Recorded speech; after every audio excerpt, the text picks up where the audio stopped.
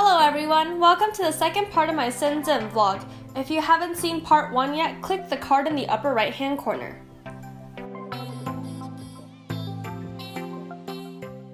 On the third day, I went to OCT East, which is like a theme park resort area.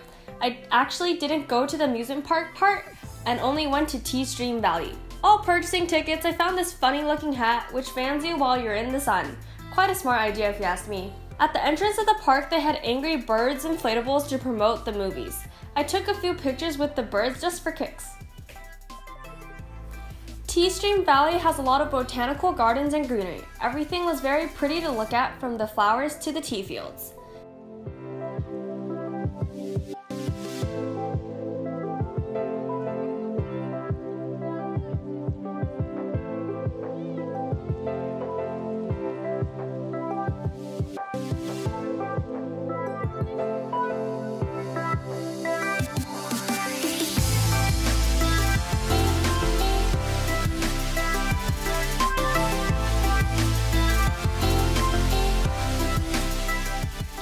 In general, the scenery here is beautiful.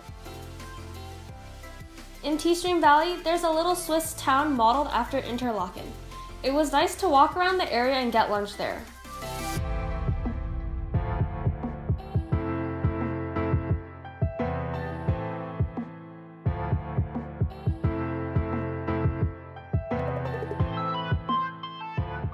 For dinner, after spending the day at T-Stream Valley, we had Chaozhou style beef hot pot. The only protein I had during the entire meal was beef and different parts of the cow. I'm not exactly sure, but in Chaozhou hot pot, they handle the beef differently, so the texture is very tender yet chewy. It's quite different from Japanese style beef shabu.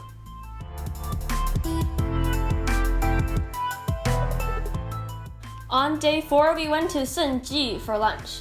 There was good food, but what stood out to me the most was their service. The restaurant handled our bags, held an umbrella for us as we walked into the parking lot, and even gave me a hair tie to pull my hair back for the meal.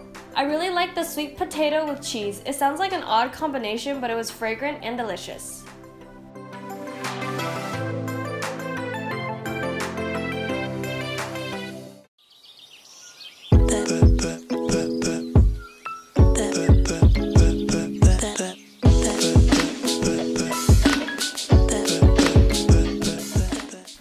Was at Jiangnan Kitchen. The food here was also very good.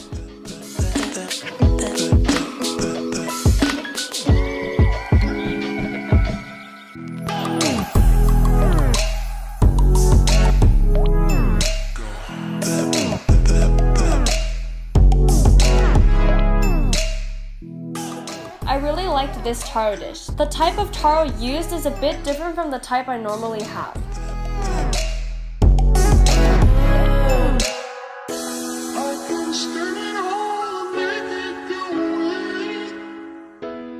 And for dessert, I went to Shuyousen. It's another Hong Kong dessert chain that serves a lot of mango desserts. Again, I had mango pancakes, but I prefer the mango pancakes from Honeymoon Dessert because of the texture and cream to mango ratio. However, the other mango desserts like the drinks and sweet soups are more substantial and tasty at Shuyousen. The next morning, we went to take a walk around Shenzhen's coast. The foot and bike paths here are very well maintained and the area is quite pretty. The breeze was pretty strong and it was a bit cloudy. From this side you can see a nice view of the Hong Kong skyline.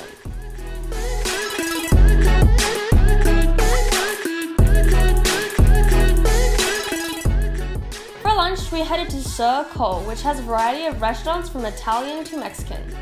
Shekou was previously a base for foreign oil companies, and as a result, the restaurants tend to cater to more Western tastes.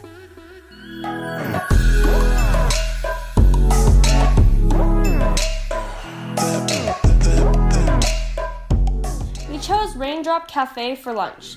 It's supposed to be a Western-style restaurant, but oddly enough, the menu covers everything from Chinese and Korean food to pasta and steak. The pumpkin soup is delicious. They put some seafood into it to enhance the flavors. The squid ink pasta was disappointing though. It wasn't horrible, but it tasted like Chinese tom yum rather than pasta. The steak and fish combo was well cooked, flavorful, and melt in your mouth. The escargot was cooked in butter and garlic and very fragrant. And the lamb chops were a bit disappointing because they deep fried the meat rather than searing it in a pan. Still good, but I would have liked to see them cook the meat differently. On our last day, I got to eat Season's coconut chicken. It's Hainanese style coconut chicken and is sort of like a hot pot. To start, we had cold dishes of peanuts and marinated vegetables. And of course, coconut water from a whole coconut. Into the hot pot, our server added chestnuts and strips of coconut, then the chicken and bamboo pith.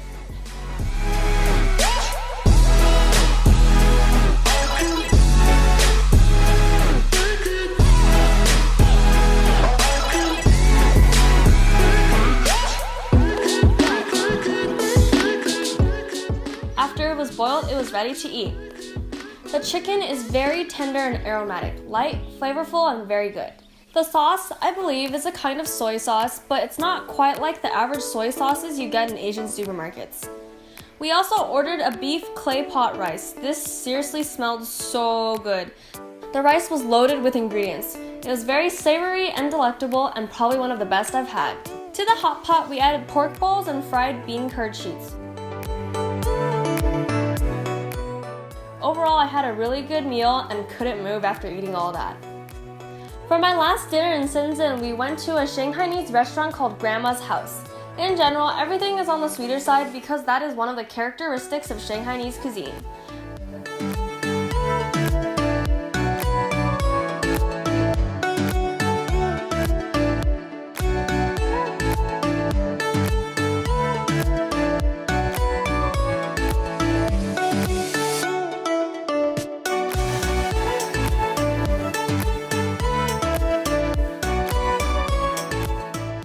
I really like the youtiao shrimp, which is basically shrimp stuffed inside a Chinese fried donut. The outside was crunchy and matched the texture of the shrimp quite nicely. I spent a wonderful 6 days exploring Shenzhen and tasting a lot of good food. I left the next day and headed to Taiwan. Look out for the next vlog in Taiwan!